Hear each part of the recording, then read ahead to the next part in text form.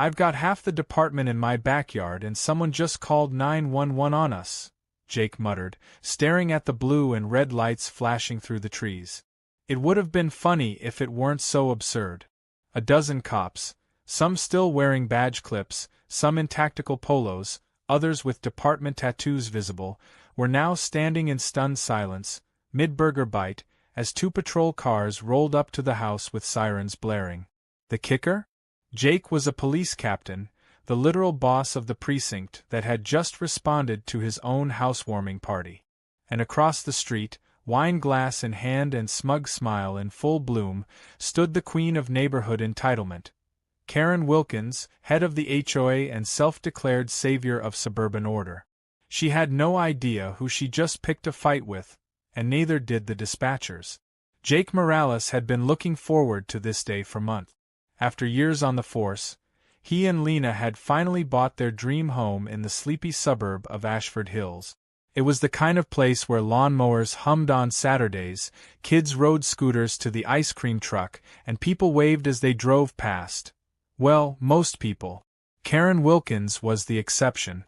From the moment the moving truck rolled in, she had been watching their house like a hawk. First, it was about the non-standard mailbox. Then, the improperly angled welcome mat. Then she slipped a printed flyer into their door warning about unsanctioned use of string lights on hedges. Jake thought it was some kind of initiation ritual. He quickly learned she was serious and relentless. But today was supposed to be different. They had kept the guest list small, just family, close friends, and a handful of Jake's fellow officers from the department. Lena decorated the backyard with paper lanterns, set up a buffet table, and even organized a neighborhood-friendly playlist. Nothing too loud. No beer kegs or blaring bass. Just good food, good company, and a night to finally feel at home. By 6:30, the backyard was buzzing with laughter.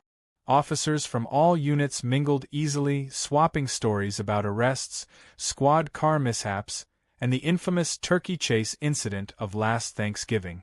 Even Jake's boss, Deputy Chief Rayburn, had dropped by for a burger. Lena's lemon bars were a hit. A few kids played catch near the fence while the adults sipped soda and told the kind of stories only cops would find funny. That was when Karen spotted Officer Tina Grant, still wearing her sidearm and badge lanyard. From her porch perch, she dialed 911 with the flair of a woman reporting a major crime. According to the later police log, she reported a gang of impersonators, flashing badges and possibly plotting something. She described the scene as intimidating and unauthorized.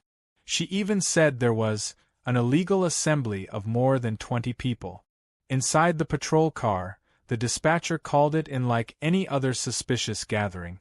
Officers Romero and Sullivan were new to the department and unfamiliar with Jake's address. All they knew was that someone reported armed impersonators and flashing badges.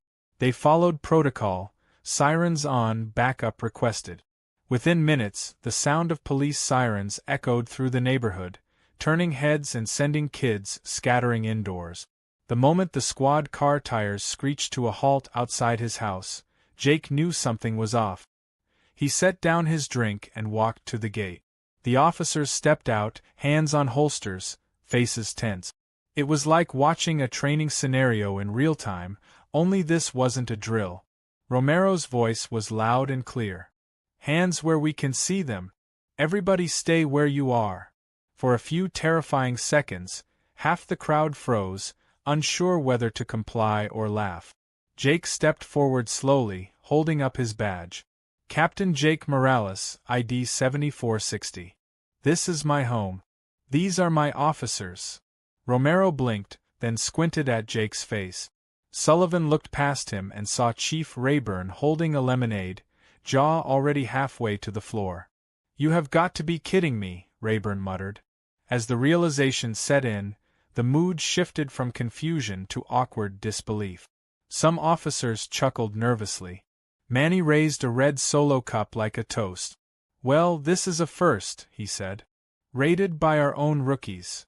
But it wasn't funny to Jake. Not yet. He looked across the street where Karen still stood watching.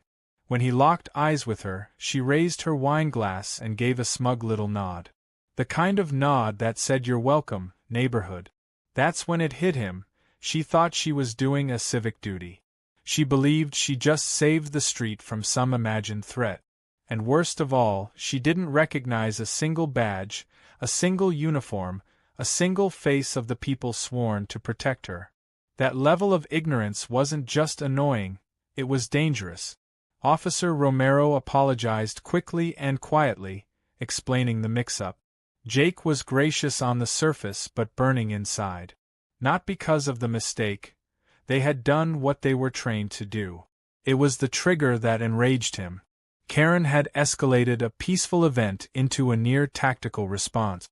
She had put lives in danger with a phone call.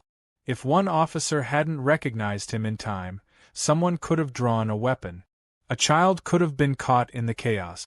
Lena came up behind him, her voice low. "That woman really just called 911 on your own team, didn't she?" Jake nodded slowly. "And she thinks she can get away with it." Across the yard, Tina whispered something to Manny, who started recording Karen from a distance. She was still talking on her phone, loudly now, saying something about pressing charges on fake officers. Jake took a deep breath and turned back toward the party. The music had stopped. People looked tense. "Relax everyone," Jake called out. "Everything's fine. Just a little misunderstanding. Let's fire the grill back up." Rayburn walked over and clapped him on the back. "You want me to handle it?" Jake shook his head. "No. I'll take care of her." Rayburn raised an eyebrow. "You're gonna do it the Morales way, huh?" Jake didn't answer. He just stared across the street. Because he knew something Karen didn't. This wasn't just some HOA drama anymore. This was a false police report. A public slander. And by the time he was done, Karen would wish all she'd done was complain about his mailbox. He walked back to Lena, leaned in, and whispered, "I hope she enjoys her quiet neighborhood. It's about to get real noisy." Jake didn't sleep much that night.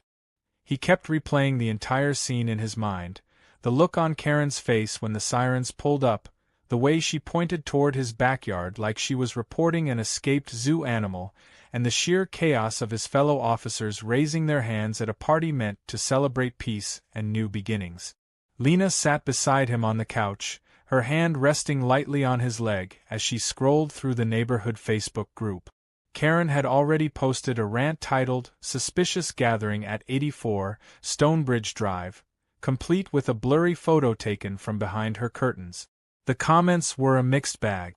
A few neighbors praised her vigilance, others joked about cosplaying cops, and one brave soul named Alex simply wrote, "Karen, you need help."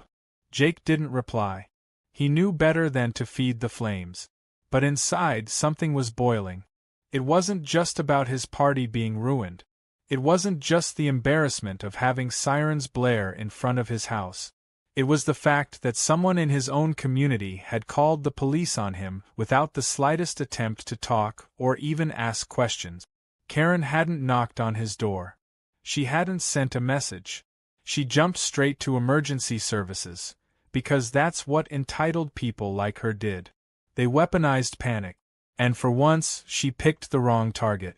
The next morning, Jake sat at his dining room table with a cup of black coffee and his laptop open. His inbox had blown up overnight. Messages from officers, his chief, even the mayor's office trickled in, all asking variations of the same question: what exactly happened? He typed up a full incident report, attaching photos, video footage from Tina's phone, and screenshots from the HOA Facebook group.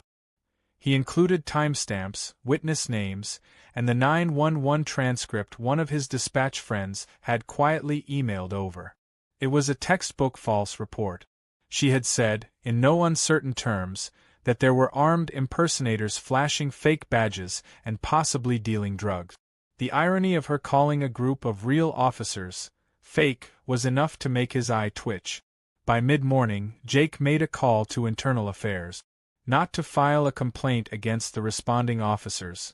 They had followed procedure and de-escalated professionally, but to get their support in building a case against Karen. IA flagged the call as a civilian misconduct complaint. That triggered a chain reaction. Next, he contacted the city attorney's office to explore whether Karen's call qualified as a public nuisance, abuse of 911 services, and slander of public officials. The answer? Potentially yes on all 3 counts. Lena entered the room, still in her robe, holding her phone out like it was on fire. She's at it again. Now she's saying you threatened her during the standoff. She wrote, and I quote, "He glared at me with clear intent to intimidate. I feared for my life." Jake let out a long, controlled breath. She's laying it on thick. Good. She's making it easier. Around noon, he met with Manny and Tina at a local coffee shop just outside the neighborhood.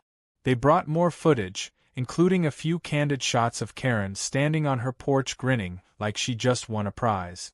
Manny leaned in and said, "You know she's done this before, right? Remember the incident last year with that teenage delivery driver? She claimed he was casing houses. Turns out he was looking for a dropped phone." Jake nodded. "I pulled her name up. She's filed 27 complaints in the last 12 months. Half of them to 911. The rest through the HOA's violation reporting tool.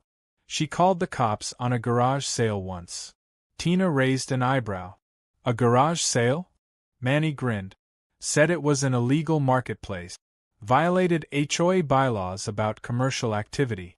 The guy was selling used baby clothes." Jake leaned back and rubbed his chin. "This is a pattern. A weaponized pattern of behavior." Tina opened her folder and pulled out a printout of HOA board members. Karen had recently become vice president after the previous VP resigned unexpectedly. Rumor had it she forced him out after accusing him of collusion with property owners to lower standards.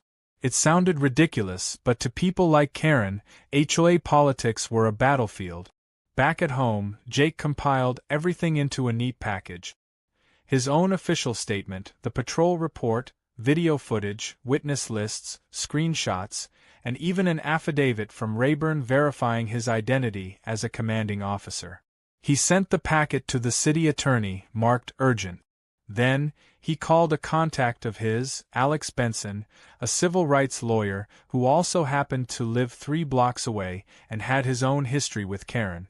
A few months back, she had tried to fine him for painting his porch an unapproved shade of beige. He won in mediation. She hasn't spoken to him since. When Jake explained what had happened, Alex whistled. "You've got a clear case for harassment and defamation. If I were you, I'd prepare for a civil suit. And if we're lucky, she'll bury herself even deeper before we file." That night, Karen made her next move. A typed letter slipped into Jake's mailbox, printed on HOA letterhead and filled with bold accusations. The tone was hilariously formal, citing imaginary clauses like Article 6B, limitations on paramilitary gatherings, and Section 4D, Neighborhood Safety Response Protocols. Jake laughed so hard he nearly dropped the paper. It ended with a threat to bring the issue to the county commissioner if lawless behavior continued. Lena read it aloud in a mock British accent while Jake filmed her for his friends. The joke helped, but deep down, Jake was already setting the stage. The next day, Jake attended the monthly HOA meeting, which Karen had announced would be mandatory for all residents. The room was packed, the air stiff with tension. Karen stood at the front of the community clubhouse in a red blazer, hair sculpted like she was preparing for a live debate. Jake walked in and took a seat near the front. Karen's eyes flicked toward him, then immediately back to her note. "Before we begin," she said, her voice tight, "I'd like to address the recent incident on Stonebridge Drive. Several neighbors expressed concern over the large, unauthorized gathering that took place. I took action to ensure our safety." Jake raised his hand.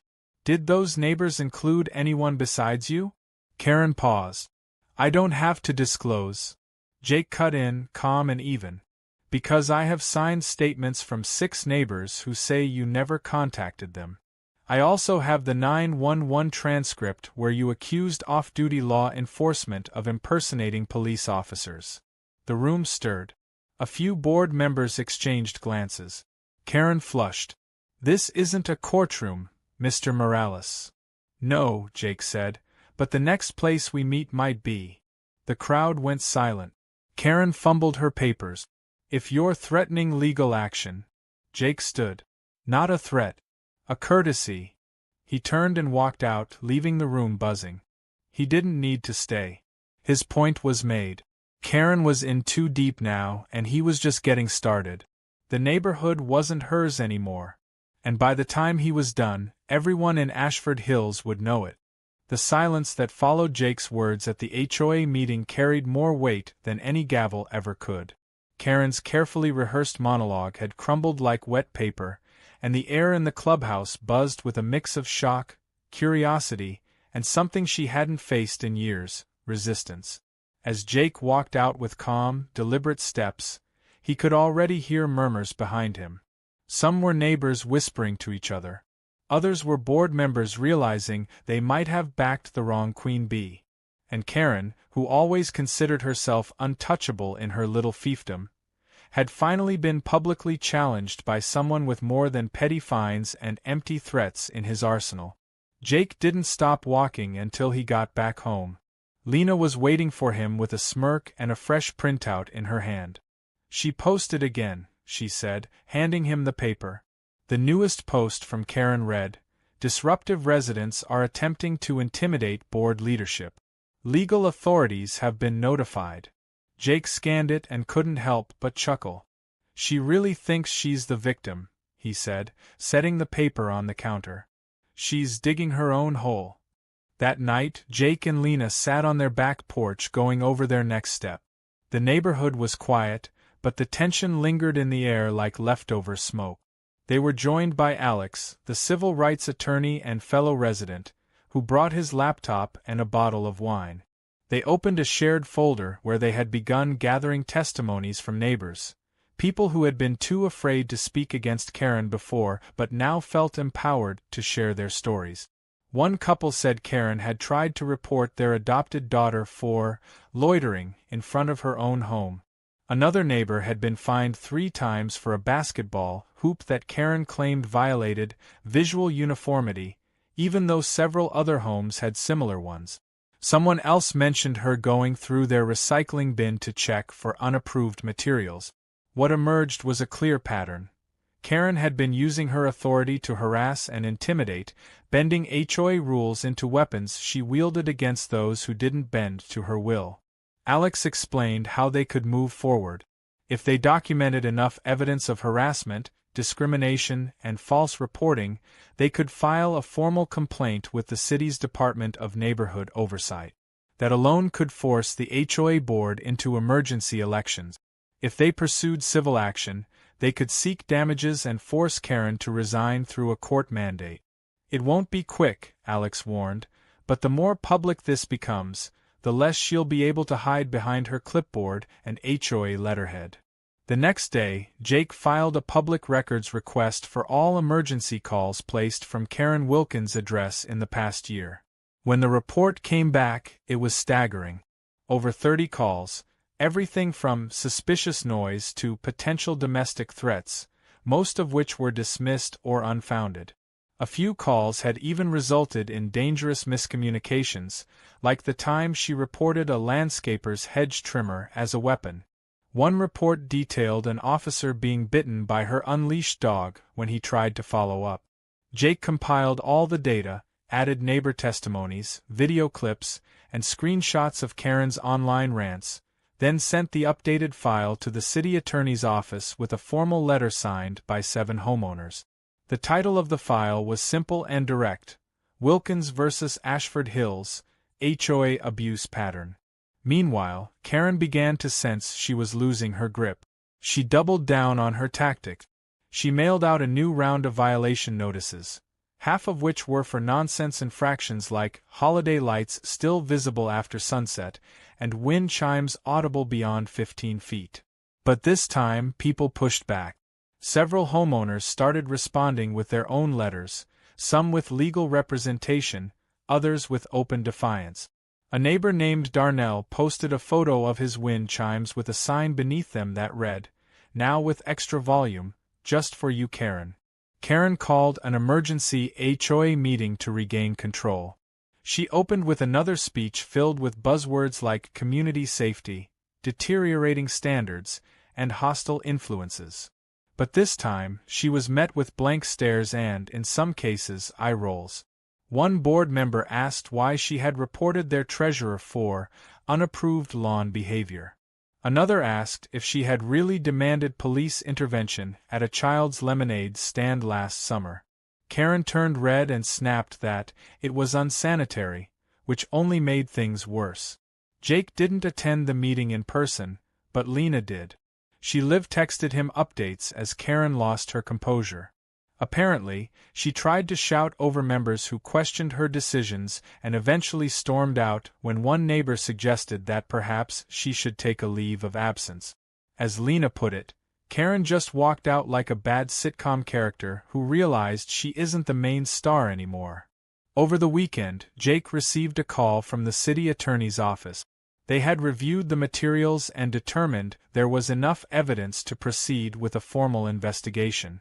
An inspector would be visiting the neighborhood within a week to conduct interviews and gather statements. Jake hung up the phone and felt a weight begin to lift. This wasn't about petty revenge anymore, it was about accountability. By Monday, rumors were flying. Word spread quickly that an official investigator was coming. Some neighbors who had once been quiet started speaking up in the group chat, sharing passive-aggressive memes and poking fun at Karen's infamous drone patrols. Someone even made a parody HOA newsletter titled, The Ashford Harassment Herald, filled with fake violation notices like breathing too loud on a Tuesday and unauthorized smiling. Jake printed out a copy and taped it to the inside of his garage door. Karen, meanwhile, tried to regain her footing by placing a massive sign on her lawn that read, "I will not be silenced." It was so over the top that a photo of it ended up on a local community subreddit, and within hours it became a meme. Comments flooded in, some calling her a discount dictator, others comparing her to sitcom villains. One comment said, "When the HOA becomes the HOA Illuminati." That night, Jake got a knock on his door. It was a quiet, older man with a clipboard, khakis, and a badge from the city inspector's office. He introduced himself and said he was here to begin interviews.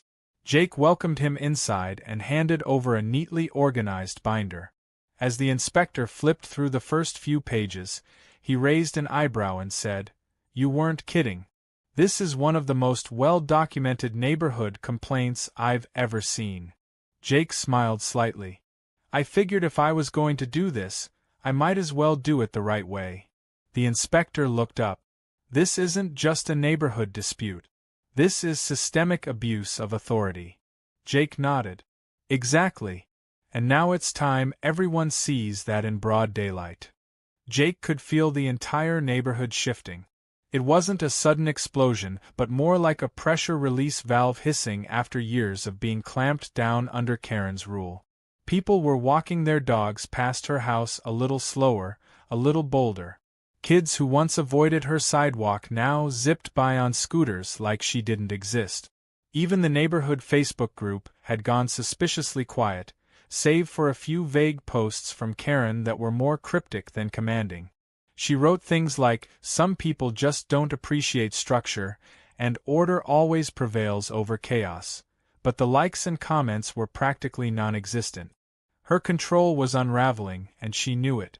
Meanwhile, Jake's house was buzzing with quiet strategy.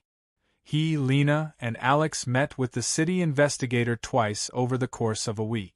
The inspector interviewed several neighbors and HOA board members, and his expression grew darker with every testimony. One neighbor told him how Karen fined them for using a wreath that wasn't seasonal enough. Another described how Karen had shouted at her through the fence for playing jazz music with threatening undertones. The inspector didn't laugh. He wrote everything down with professional precision and eventually requested full access to the HOA's financials. That was when things got serious. Karen tried to block the inspection. She claimed the HOA had internal privacy policies, and that any board member sharing documents would face immediate removal. But not everyone was afraid anymore.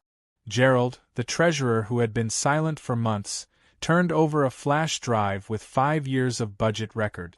It included suspicious payments marked as community safety enhancements and aesthetic enforcement bonuses, all of which traced back to accounts tied to Karen or her cousin's landscaping company. Jake sat in his living room with Lena and Alex when the investigator called to confirm what they already suspected. Karen had been misusing HOA funds to upgrade her own property: new patio tiles, upgraded fencing, custom outdoor lighting, and labeling it as shared community improvements. She'd even been writing reimbursement checks to herself under fake project code. This wasn't just neighborhood drama anymore. It was fraud. Within 2 days, the city attorney's office filed a request for a temporary injunction to freeze HOA discretionary funds while the investigation proceeded. A court date was set. Karen was served the official documents at 7:15 in the morning by a uniformed city officer who she tried to accuse of trespassing. He calmly explained he was acting under court authority, and that if she refused the paperwork, she'd be in violation of a court order. She took the papers with trembling fingers, slammed the door, and didn't emerge for the rest of the day. By that weekend, word spread that a full HOA audit was now publicly underway. A special community meeting was called by several board members to discuss Karen's suspension and possible removal. Jake didn't even need to speak at the meeting; everyone else did it for him. Neighbors lined up to share stories, one after the other, in a stream that painted a clear picture of an HOA dictatorship turned toxic. A woman in her 70s tearfully recalled being fined for her granddaughter drawing chalk art on the sidewalk. A veteran neighbor talked about having a flagpole forcibly removed from his lawn for being visually aggressive. The atmosphere wasn't just tense, it was cathartic. Karen arrived 30 minutes late, dressed in a sharp pantsuit and carrying a thick binder of prepared remarks. She walked to the front of the clubhouse with stiff shoulders, but no one clapped. No one nodded. Her presence didn't command fear anymore, only resentment and mild embarrassment. She tried to read from her binder, but a board member interrupted her mid-sentence to ask where the approval for her backyard security system came from. She stammered something about emergency provisions, before another neighbor raised a hand and asked why the HOA paid for her new retaining wall. Her voice cracked. "I have worked tirelessly to uphold standards here," she said. "And this is how you repay me?" Jake stood up. Not to yell or grandstand, but simply to speak with finality. "Karen," he said, "you didn't uphold standards. You enforced control. You didn't build a community. You built a fiefdom. And now it's over." That line hung in the air like a courtroom verdict. Karen's mouth opened, then closed. She looked around, scanning for allies. No one met her eyes. Not even the woman who used to co-sign every complaint she sent out. She gathered her papers, her expression slipping from defiant to exposed, and walked out without another word. The next morning, Karen's house had a for sale sign out front. Not a small, discreet one either, a massive post with bold letters reading, "Motivated Seller." Word was, she'd taken a leave from the HOA pending the results of the investigation, but everyone knew she wouldn't be back. Her power was gone. The audit was ongoing, the charges pending, and the neighborhood she once ruled with mailed citations and passive-aggressive notes now viewed her as a cautionary tale.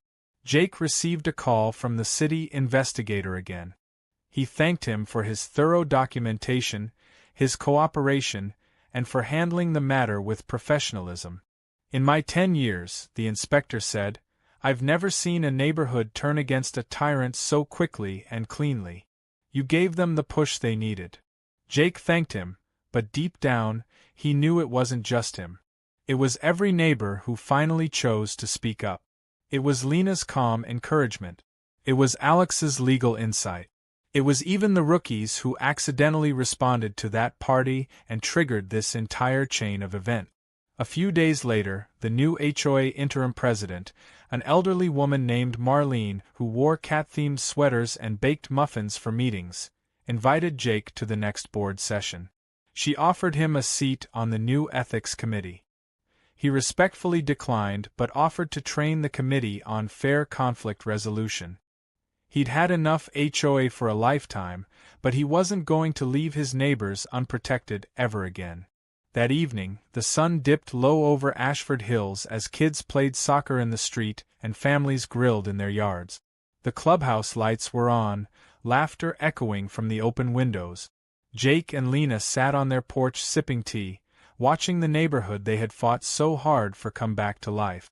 For the first time since moving in, it felt like home, not because they won a battle, but because they helped tear down a wall of fear and replace it with something better. A real community. No more HOA dictatorship, no more threats in mailboxes, and no more Karen at the helm. Just neighbors, finally breathing free.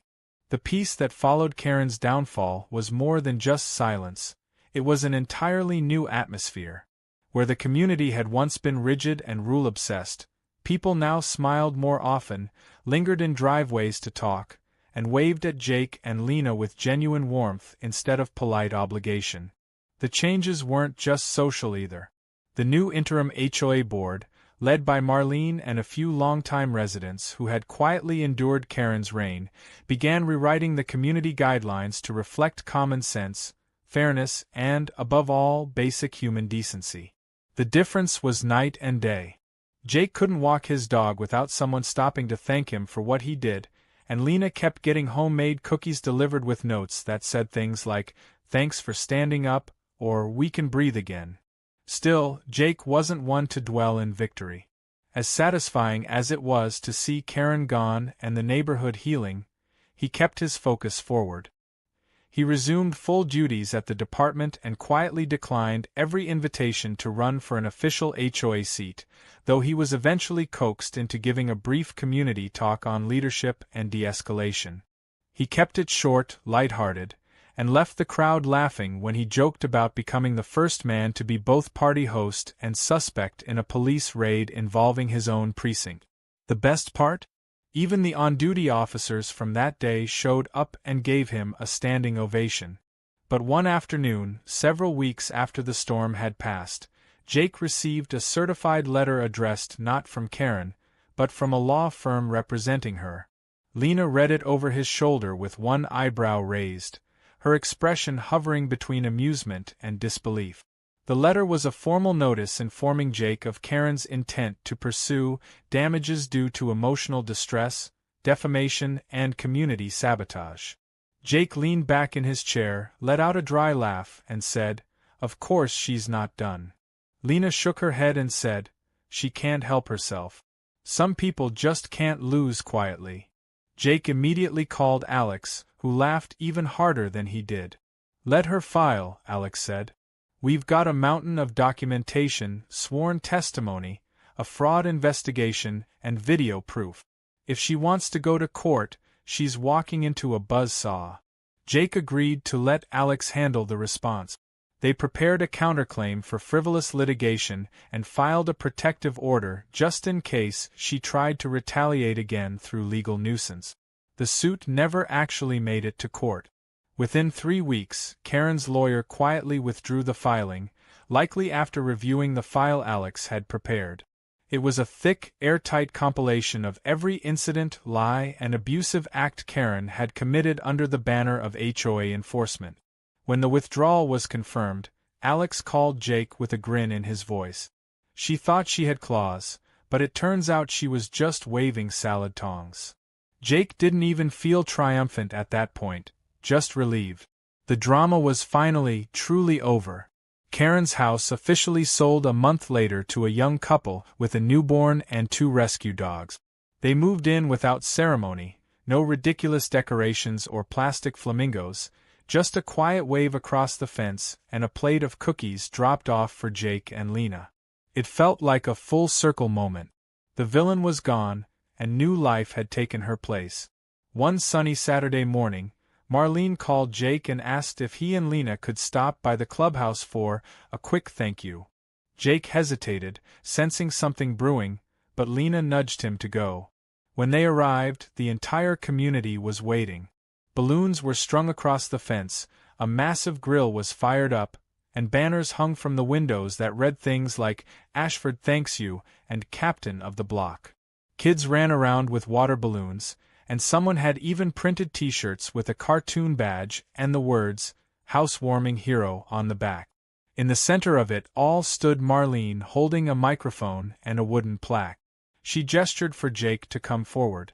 "This man," she said, "not only stood up for his home and his family, but he reminded all of us that neighborhoods are built on trust, not fear. On community, not control. And though he never asked for recognition, we thought it was about time we gave him some anyway." The crowd clapped, cheered, and chanted his name. Jake, usually so comfortable commanding a room full of officers, felt a little sheepish.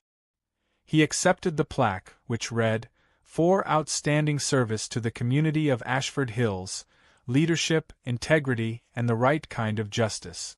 Marlene then handed the mic to Lena, who wasn't even on the schedule, but the crowd insisted she speak. She cleared her throat, smiled, and said, "I just want to say, this was never about a party. It was about standing up when someone thought they could bully the rest of us into silence. And I'm so proud of everyone here for showing that real neighbors have each other's backs." Later that evening, as the sun dipped low and paper lanterns began to glow in the backyard, the same ones they'd used for the party that started everything, Jake and Lena sat on their porch, sipping lemonade and watching the street come alive. Kids biked in circles. Neighbors chatted by mailboxes. Music floated gently from the open windows of a nearby home.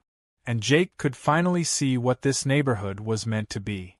Not a collection of houses trapped under one person's rule, but a place where people felt safe, connected, and welcomed. He turned to Lena and said, "You know, this was the craziest introduction to a neighborhood I've ever had." She laughed. "At least you made an impression." Jake smiled and nodded. "Let's hope we never have to do it again." A few weeks later, a delivery arrived at Jake's home with no sender listed. Inside was a shadow box containing a tiny model police badge, a miniature plastic lawn flamingo, and a sticker that said, "Ashford's Real Sheriff." There was no note, but Jake had a good guess who sent it. Probably Manny or one of the other officers from that wild night. He hung it in the garage next to the HOA violation notice Karen once mailed about his porch light being too bright for community harmony. Now it was just a souvenir from a story too strange to make up. As the months passed, Ashford Hills continued to thrive. New events sprang up. Game nights, yard sales, movie nights on the lawn, all organized by the people instead of enforced by the board. Rules still existed, but they were reasonable now, discussed in the open, and voted on with real input. And somewhere in a far quieter suburb, Karen Wilkins was likely staring out her new window, waiting for someone to park 3 inches over the line. Jake didn't care. His home was peaceful, his neighbors were happy, and the shadows of old power had been swept away. It started with a housewarming and ended with a revolution. And for the first time in a long while, it truly felt like home.